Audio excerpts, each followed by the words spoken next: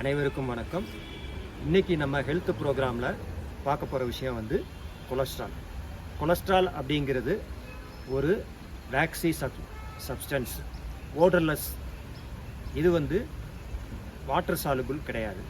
அடுத்தது, இந்த கொலஸ்ட்ரால் வந்து அதிகமாகிறதுக்கான காரணம் என்னென்ன அப்படின்னு பார்த்தோன்னா, லேக் ஆஃப் ஃபிசிக்கல் எக்ஸசைஸ், அப்புறம் அதிகமான அளவு ஃபேட் ஃபுட் சாப்பிட்றது, ஆல்கஹால், ஸ்மோக்கிங், அப்புறம் பீயிங் ஒபிசிட்டி. இந்த கொலஸ்ட்ரால் அதிகமாக இருக்கிறதுனால என்னென்ன பிரச்சனை வரும் அப்படின்னா, சிம்டம்ஸ் நம்ம உடம்புல என்னென்ன காமிக்கும், மூச்சு வாங்குறது, அப்புறம் வந்து நடக்கிறதுக்கு கஷ்டப்படுறது, காலில் வலி வர்றது, பெரிஃபெரல் ஆர்ட்ரி டிசீஸ்னு சொல்லக்கூடிய ஒரு கண்டிஷன். இதனால் வந்து காலில் போகிற இரத்த குழாயில எல்லாம் கொழுப்பு சேர்ந்து காலில் வலி வரலாம். வேகமாக நடக்கும்போது வலி வரும். ஏன்னா அந்த இரத்த குழாயில எல்லாம் கொழுப்பு அடைக்கிறதுனால அந்த கிளாடுகேஷன் சொல்லுவாங்க, இன்டர்மிட்டன்ட் கிளாடுகேஷன், வலி வரும். அப்புறம் அவங்க ரெஸ்ட் எடுக்க வேண்டியிருக்கும். ரெஸ்ட்டுக்கு அப்புறமும் வலி வரலாம். ஸோ இந்த மாதிரி பிரச்சனை வரும். இந்த கொலஸ்ட்ரால் கண்ட்ரோல் பண்ணுறதுக்கு நல்ல ஒரு ட்ரிங்க்ஸ், ஒரு 4-5 ட்ரிங்க்ஸ் என்னென்னா, சோயா மில்க்ஸ், அப்புறம் plant based smoothies, green tea, அப்புறம் வந்து சிட்ரான் ஜூஸ், இதெல்லாம் வந்து எடுத்துக்கலாம்.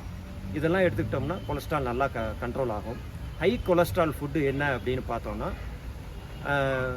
முக்கியமாக டைரி ஃப்ரூட்ஸ், அப்புறம் மீட், டைரி ஃப்ரூட்ஸ், அப்புறம் வந்து ரெஸ்ட்டில் இருக்கிறது, செடன்டரியாக இருக்கிறது, இது மாதிரியான விஷயங்கள் வந்து கொலஸ்ட்ராலை அதிகப்படுத்தும். அப்புறம் வந்து நம்ம என்னென்ன லிப்பிட்ஸ்னால் என்ன அப்படின்னு பார்த்தோம்னா, லிப்பிட் அப்படிங்கிறது ஒரு ஆர்கானிக் சால்வெண்ட்டில் கரையக்கூடிய ஒரு பொருள். அது நம்ம கொலஸ்ட்ராலை வந்து ரத்தத்தில் இருந்து எல்லா இடத்துக்கும் கொண்டு போய் சேர்க்கக்கூடியது தான் லிப்பிட்ஸு. இதை லிப்போ ப்ரோட்டீன் அப்படின்னு சொல்லுவோம். இந்த ப்ரோட்டீன் தான் ரத்த ஓட்டத்தில் கொலஸ்ட்ராலை கேரி பண்ணி எல்லா இடத்துக்கும் கொண்டு போகுது. லிப்பிட்ஸ் வந்து வாட்டர் சாலுபிள் கிடையாது. ஸோ இதில் என்னென்ன ஆயிலெலாம் நம்ம எடுத்துக்கிட்டால் சேஃபாக இருக்கும் அப்படின்னு பார்த்தோன்னா, பூஃபா அப்படின்னு சொல்லக்கூடிய mono unsaturated fatty acids, poly unsaturated fatty acids சொல்லக்கூடியது. இதில் எல்லாம் லெசித்தின் இருக்கும். இது வந்து அத்ரோஸ்க்ளீரோசிஸை தடுக்கக்கூடியது.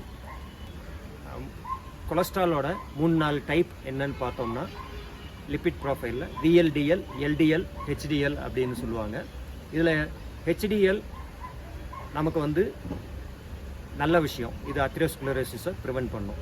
LDLO ட்ரைக்ளிசரைட்ஸ், இதெல்லாம் வந்து நம்ம உடம்புக்கு கெடுதலானது.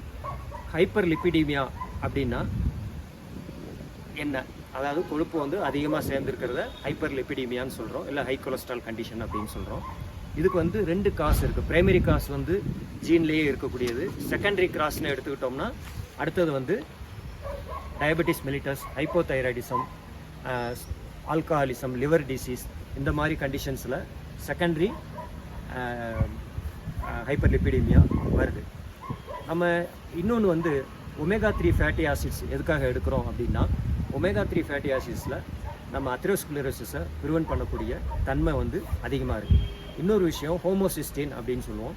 B6 அண்ட் B12, இது ஃபோலிக் ஆசிட், இதெல்லாம் குறையும் போது பிளட்டில் வந்து ஹோமோசிஸ்டின் வந்து அதிகமாக இருக்குது. இந்த ஹோமோசிஸ்டின் என்ன பண்ணோம் அப்படின்னா, கரோனரி ஆர்ட்ரி டிசீஸில் ஹார்ட் அட்டாக், அதாவது மாரடைப்பு வர்றதுக்கு ஒரு முக்கியமான காரணமாக இருக்குது. அதனால் இந்த ஹோமோசிஸ்டினை கண்ட்ரோல் பண்ணுறதுக்கு B12, B6, அப்புறம் ஃபோலிக் ஆசிட் சேர்ந்த விட்டமின்ஸ் வந்து எடுத்துக்கணும். நல்ல ஆயில் என்ன, பொதுவாக வந்து கொலஸ்ட்ராலுக்கு எந்த ஆயில் சாப்பிட்லாம் அப்படின்னு பார்க்குறப்போ, கொலஸ்ட்ரால் கூடாமல் இருக்கிறதுக்கு ஃப்ளவர் ஆயில், சன்ஃப்ளவர் ஆயில், அப்புறம் வந்து செசாம் ஆயில், இதெல்லாம் வந்து ஆலிவ் ஆயில், இதெல்லாம் வந்து கொலஸ்ட்ரால் லெவல் கூடாமல் இருக்கும்.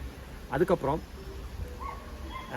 ஸ்டீரால் அப்படின்னா பிளான்ட்டில் இருக்கக்கூடிய ஒரு கொலஸ்ட்ரால் வெரைட்டி தான் நம்ம வந்து ஸ்டீரால்னு சொல்கிறோம். இது எல்லாமே வந்து நம்ம கொலஸ்ட்ரால் கூடுறதை தடுக்குது. ஃபைபர் அதிகமாக இருக்கக்கூடிய வெந்தயம், இதெல்லாம் வந்து நம்ம நிறையா எடுத்துக்கணும். இந்த வெந்தயத்தில் ஃபைபர் நிறையா இருக்கிறதுனால இது கொலஸ்ட்ரால் அப்சார்ப்ஷனை வந்து ப்ரிவென்ட் பண்ணும். 2 ஆர்கன்ஸ் ரொம்ப முக்கியமான ரோல் நம்ம கொலஸ்ட்ரால் மெட்டபாலிசத்தில் பண்ணுது. ஒன்று வந்து கட்டு, இன்னொன்று வந்து லிவர். ஸோ கட்டிலேருந்து கொலஸ்ட்ரால் அப்சார்ப் ஆகிறத குறைக்கிறதுக்கு ஃபைபர் ஃபுட்டு வந்து நமக்கு ரொம்ப அவசியம். இன்றைக்கி இது மட்டும் போதும்னு நினைக்கிறேன். நன்றி, வணக்கம்.